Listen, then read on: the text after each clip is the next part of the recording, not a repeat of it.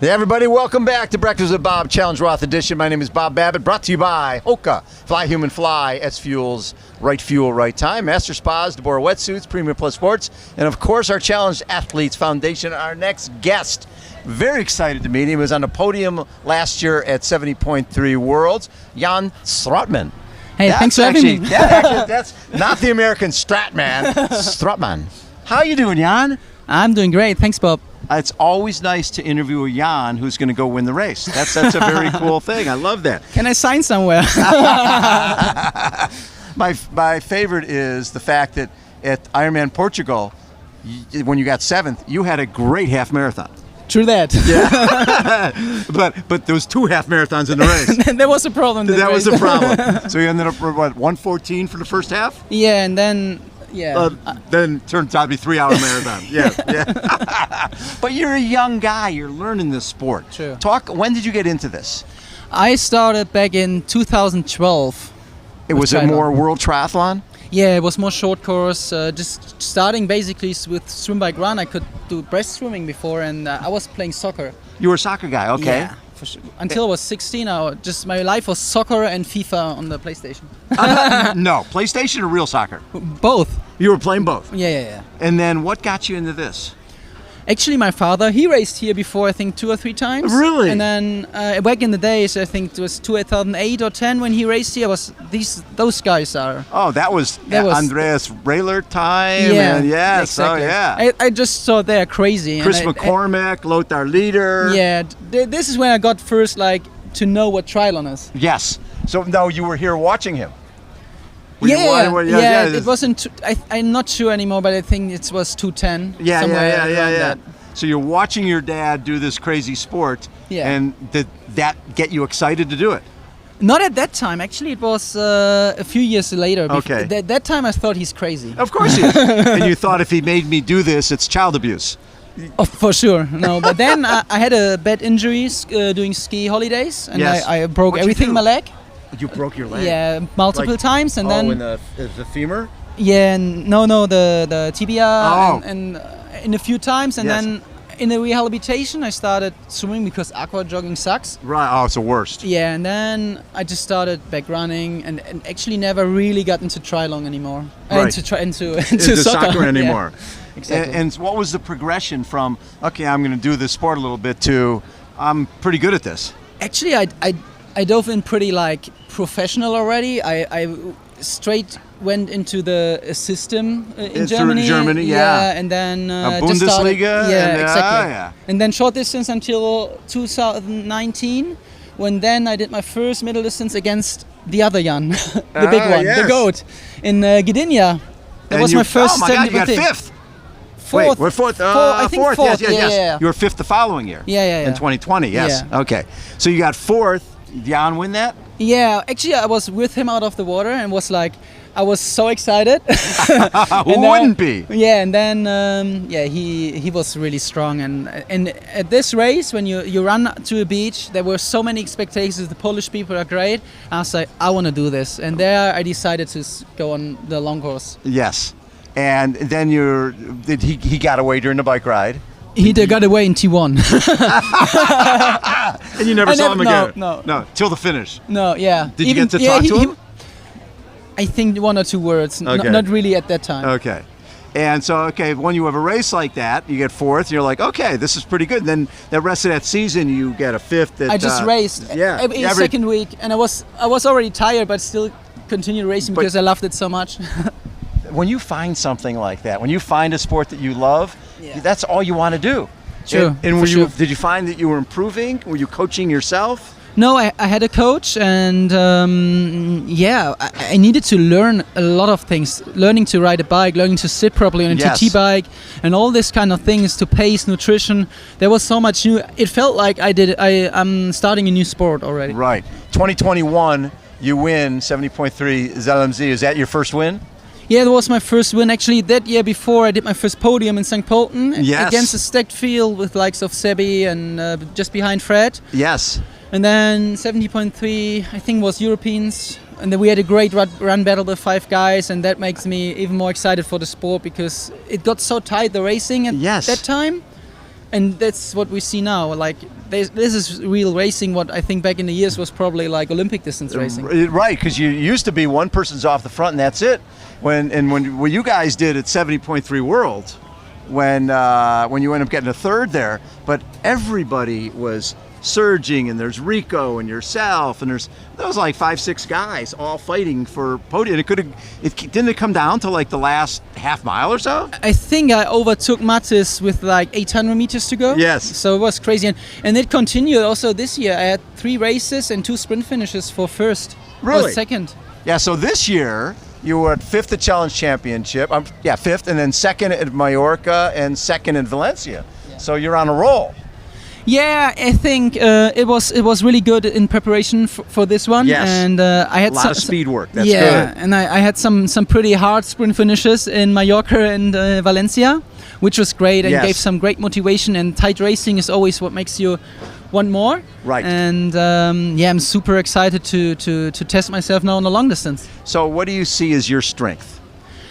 I think my strength is to be that I don't have a weak discipline. You're good across the board. Yeah, and if I'm able to have a good day now, all 3 disciplines, I think I'm dangerous.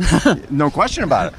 And so when you have a race, like we can joke about Ironman Portugal, but it's really more, you learn from those. For sure, you learn from if you're not winning, you learn, and mostly learning is or like having a race what is not playing to your cards. You think about so much more than if you win the race, and especially Portugal gave me so much to learn off for this one. Yes. Especially with the pacing and all stuff, because the first 6.5 hours there already were great. I was leading the race, and I was like, oh, this is even greater than the distance. But then I learned a lot, and I'm here to do it better.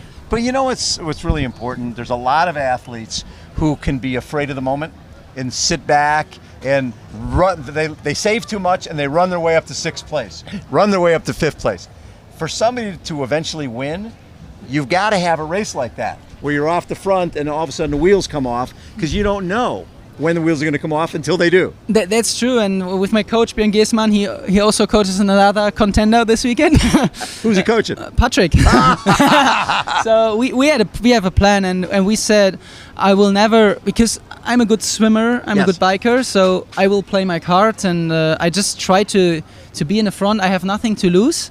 And absolutely nothing. I try to race aggressive. I try to be in the front as long as possible, and eventually blow up on the run. It's possible. It's always possible. But if you succeed, I think it will be great. You see it a lot, where people go off the front. Back in the day, and Norman Stadler, and you get your Thomas Hellriegel, and it's sort of a little bit of the German way to race. Is you go off the front, and you never know what's going to happen. But only good things happen when you go for it.